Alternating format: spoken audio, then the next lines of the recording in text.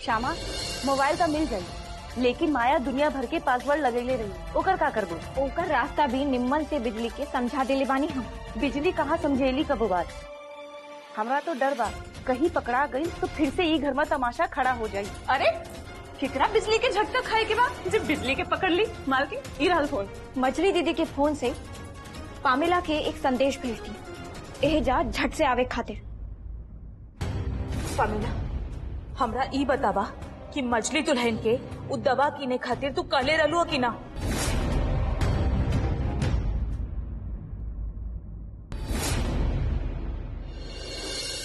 सत्यानाश ना होके देव हम, चाहे जे भी हो चाहे। ऐसे मछली दीदी चतुर कम नहीं खे, बाप रे हमेशा दो डेग आगे। सांच त ई बा कि हमनी के उनका से कोनो मेल ही नहीं खे। मेल तो नीमन चीज से कैला जाला श्यामा, तू चिंता मत करा, सब ठीक हो जाये, कोई ना कोई रास्ता जरूर मिली। मिल गई बा आइडिया। काहे नो पामेला के बुला के मजली मालकिन के सामने सच खुल के पूछ ले, गोली के सच। वाह बिजली, चतुर तक तू कम नहीं थे, मालूम ना रहे हमरा। लेकिन कैसे मानी काहे आई हुई जा, वो हमने के बुलावे पर पहले ही सवाल जवाब शुरू कर दी हूँ। आखिर बाड़ी तो माया की सहेली नू। बिजली कमर कसला, फिर तहार भूमिका शुरू होके जाता। अब जा मछली दीदी के फोन ले आवा। कुर्सी की पेटी बंधा गई समझी, हम यूं गई नहीं, यूं गई नहीं।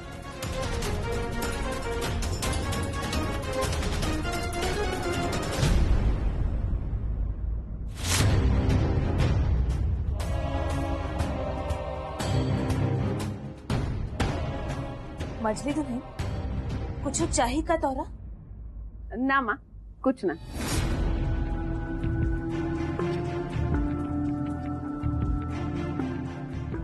माँ क्या बात, आपकी कुछ चाहिए का? ना कुछ ना, बस ऐसे ही। तहरा तो मालूम बानू कि तहार बाबूजी के कमरा हम छोड़ चुकल बानी, बस उहे सोचत रहनी कि का करी। वापिस लौट जाए उनके कमरा में। वो तो ठीक बा मछली दुल्हन, लेकिन तोहरा अकेले ऐसन हालत में छोड़ के हम कैसे जाए? कौन हालत में माँ?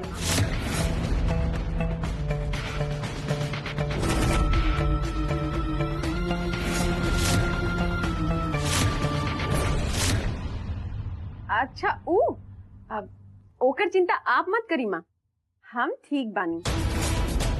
और अगर जरूरी पड़ल तो घर में और लोग बारे ना। आप बैठी माँ,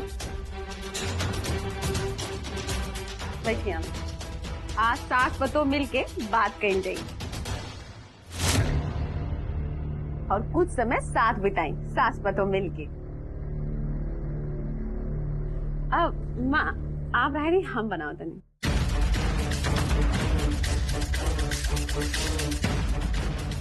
मालकिन हम आवतानी। हमरा तहार सेवा करे के चाहत रहे और देखा यह सब कुछ उल्टा होता। ना माँ, आपके सेवा में ही तो हमार कल्याण बा। चाल त हमहू बहुत सोच समझ के खेलले बानी माँ, ई घर के अपन अंगुरी पे नचावे के, उहो टुकड़ा करके तोड़ मरोड़ के। श्यामा मोबाइल तो मिल जाये, लेकिन माया दुनिया भर के पासवर्ड लगेले रही, ओकर का करबो? ओकर रास्ता भी निम्मन से बिजली के समझा देले बानी हम। बिजली कहाँ समझेली कबो बात। हमरा तो डर बा कहीं पकड़ा गई तो फिर से ये घर में तमाशा खड़ा हो जाये। अरे केकरा बिजली के झटका खाए के बाद जब बिजली के पकड़ ली मालकिन, ई रहल फोन। श्यामा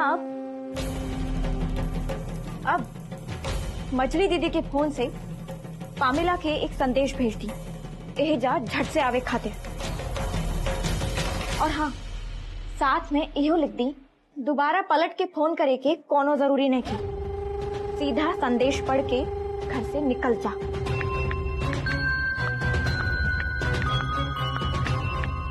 ई हो गई टाइट, ई पहुंच गई संदेश।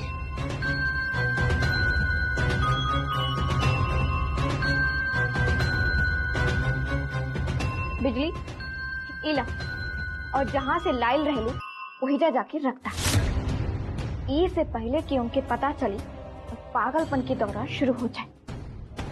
ठीक बा।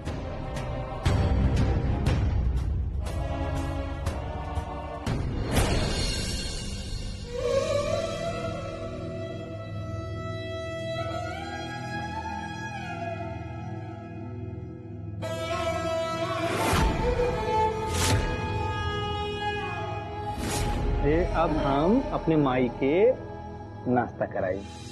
ई भइल बाबूजी के संती।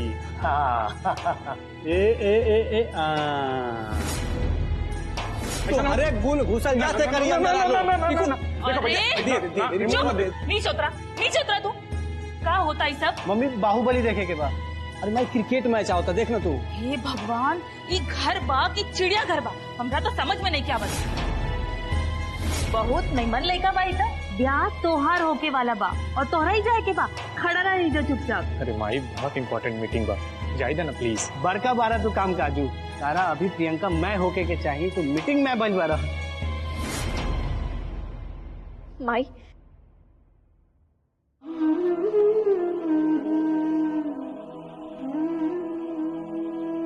बुझाता जैसे हम घर में ना कोनो जेल में बानी। हम कबू सपना में भी ऐसा ना सोच ले रहने कि हमार घर के ई दशा होगी। ये घर के टुकड़ा देखे से तो निमन हमार मौत रहे। माई ऐसा मत कही, हमार कृष्णा सब ठीक करती है, विश्वास करिए आप हमार। माई के सीना फटल जाता श्यामा। ये रेखा जोन खींचल गई बानो, ये सिर्फ घर में ही ना हमार ममता हमार विश्वास पर खींचल गई बा। बर्दाश्त नहीं के होता हमरा से।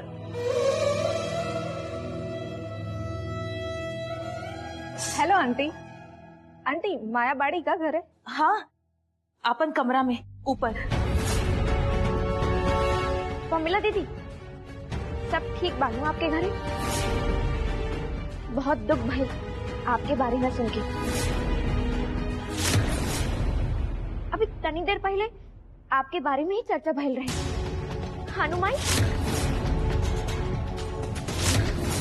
बेचारी कितना भारी समस्या में जिंदगी काट रही है। भारी समस्या में हम?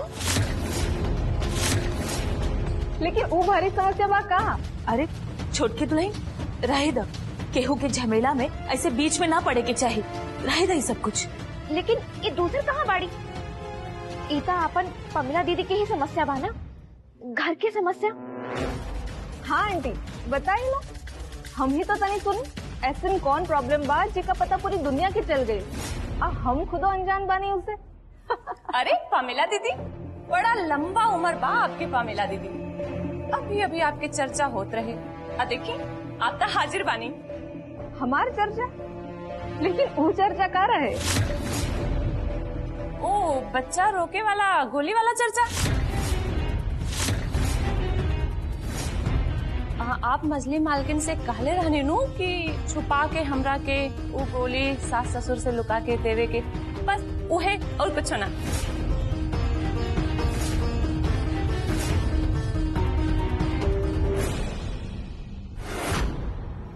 बच्चा रोके की गोली हम कहले रहने, वो नुका के। लेकिन हमरा कौन जरूरी बा होकर?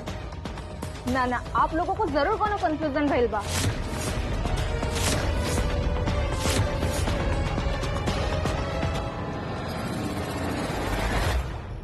पमेला हमरा ई बतावा कि मछली दुल्हन के उ दवा कीने खातिर तू कहले रहलू कि ना?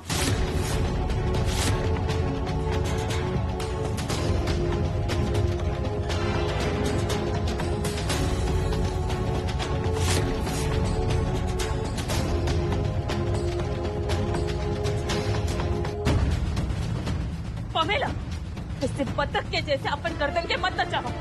हमरा से साफ साफ और सच सच कहो, जवाब सुने के बा हमरा।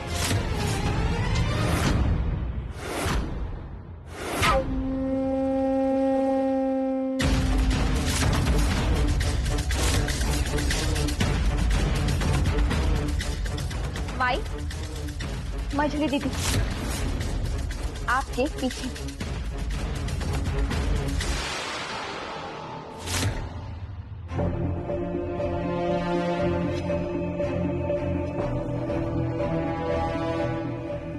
निमन गई कि तू आ गई, काहे कि एकरा तो गोली के नाम सुन के ही होश उड़ गई।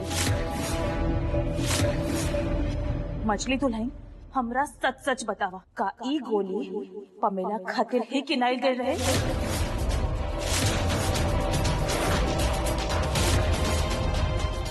माँ का बेर एक के बात कही हम कभी पूछे के दोबारा नौबत कहाँ से आ गई? काहे कि तोहर सहेली के चेहरा देख के साफ साफ बुझा था कि ई विषय में एकरा कुछ भी मालूम नहीं थे। माँ ई तनी बेसी नहीं के होता, गांव के गवार लड़की के मैनर्स के स्पेलिंग तक से भेंट नहीं के होला। लेकिन आपके तो निम्न से मालूम पाना कि केहू के घरेलू मामला में ना पड़े के चाहिए।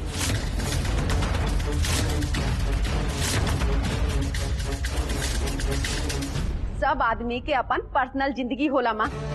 आपका चाहता नहीं कि बात के ढिंडोरा पिटा जाए कि पमीला के बच्चा ना चाहिए, लेकिन ओकर सास ससुर अलगे जिद धर के बैठल बारे, उहे खातिर उ चुरा नुका के बच्चा रोके वाला गोली खा दिया।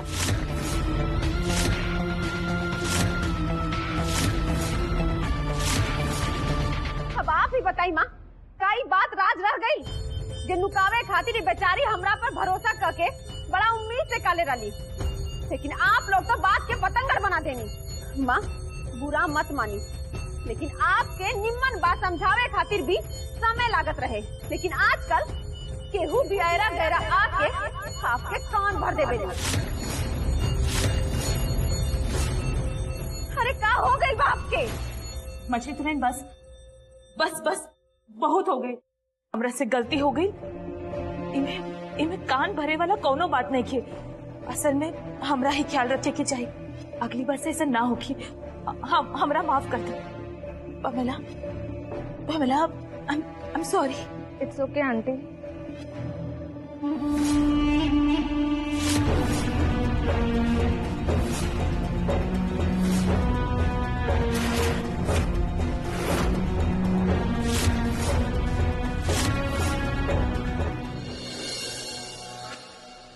जी भैया बोलिए।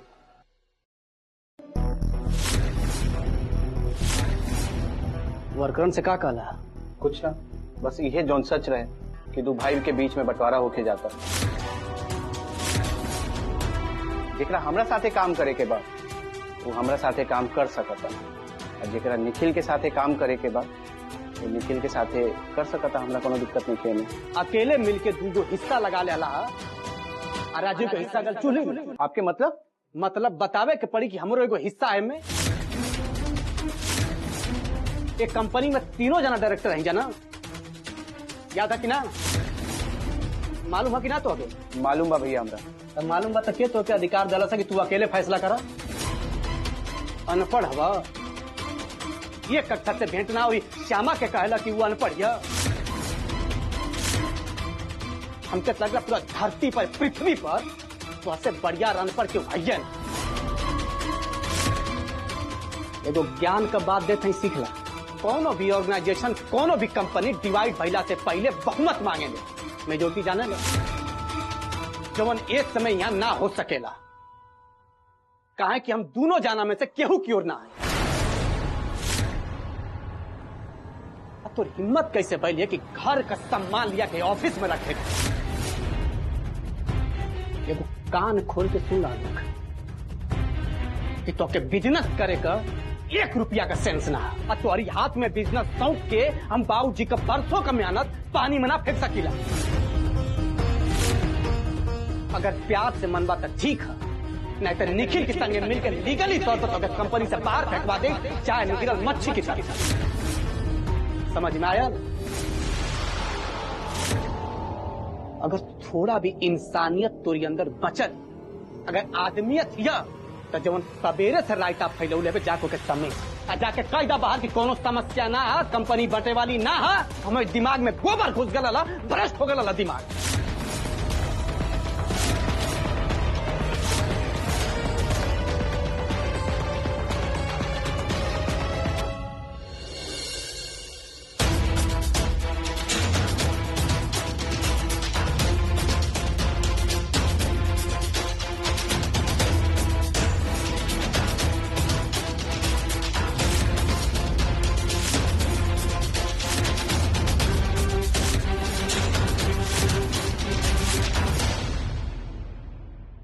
देखा गाय के सींग उग गइल बा। बाबू हमरा सब मालूम बा कि तोहरा दिमाग में का चलता। मछली दीदी तनी मनी दिमाग पड़े के ना हमहू सीखले बानी। अरे वाह, चला कुछ तो मालूम बा। हम तो साफ करिया अक्षर बूझत रानी तारा। कुछ ई भ्रम में मत रही, बहुत कुछ मालूम बा हमरा। कहीं अति आत्मविश्वास में तो नहीं खुद? ना ना, इतना जल्दी नतीजा पर मत पहुंच। पहले कुछ गिना देतानी आपकी, जैसे आपके बच्चा की छोटा नाटक।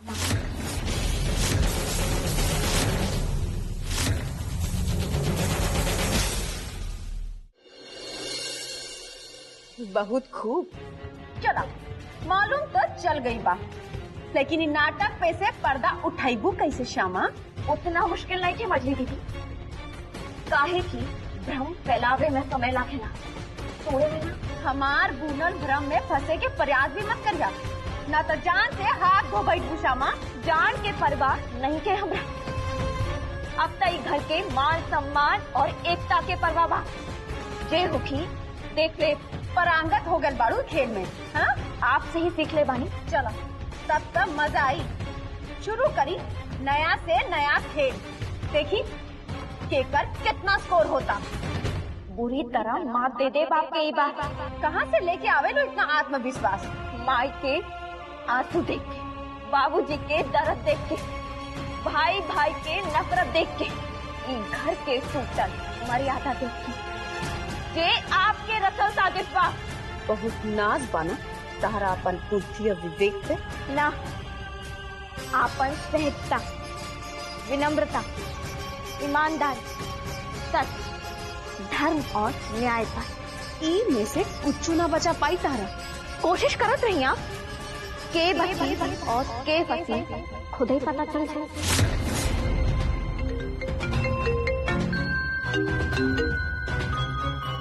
चलो तब फिर बुझौटी बंद और शुरू करी आमने सामने के लड़ाई। ऑल द बेस्ट। आपके भी मछली दीदी।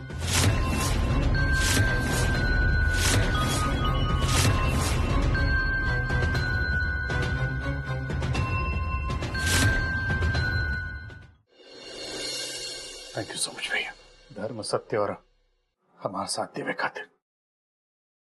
गलत सोचत हवा निखिल, ना तो हम तुहरी हो रही है ना ते आलोक की। हम बाबूजी के बारे में सोचत ही और लोगन के बारे में सोचत है। ये कंपनी में बाबूजी का पसीना लगल है निखिल। आई तो उनकी स्वार्थ की लड़ाई में ये कंपनी के डूबे ना देवल सकीला। हम दिमाग में बात के बैठा लिया। लेकिन भैया इस सब में हमार कौन गलती? बाहर गलती ना, लेकिन गलती रोके कभी तो प्रयास ना कैला ना तू। भूला गिला बात के रिश्ता की खातिर। कितना बार कहली निखिल कि चुप रहला से आदमी कमजोर ना समझदार कहाला। मल्ला बात के।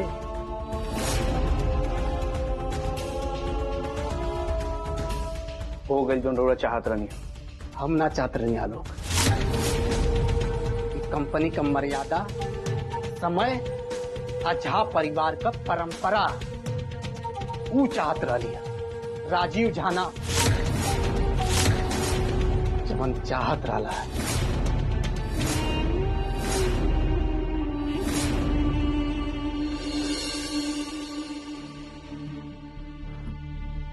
वो माई वाला प्लान था फेल हो गए। सोच ले रानी, सीधा पमिला के मुंह से उगलवा के सच बाहर ले आई माई के सामने। लेकिन दोनों एक नंबर के धूर्त भाई। कोनो बात ना छोटी मालकिन, कोनो दूसरा रास्ता खोज लिहल जाई। बात हरा लगे? बिल्कुल बा। मजला मालिक।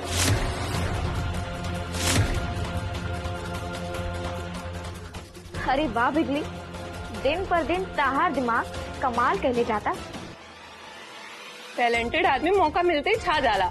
अब कुछ करके मजला भैया के सच से भेंट करावे ही पड़ी। एक रास्ता बा, मजला भैया के ई बात समझावे पड़ी कि मजली दीदी के डॉक्टर की निगरानी सख्त जरूरी बा। वो खुदे ले जाई उनके आपन साथे। जब पेट में बच्चा ही नहीं खेता डॉक्टर के नाम पर तो माया के चक्कर आवे लगी और अपन काम भी हो जाए आसान।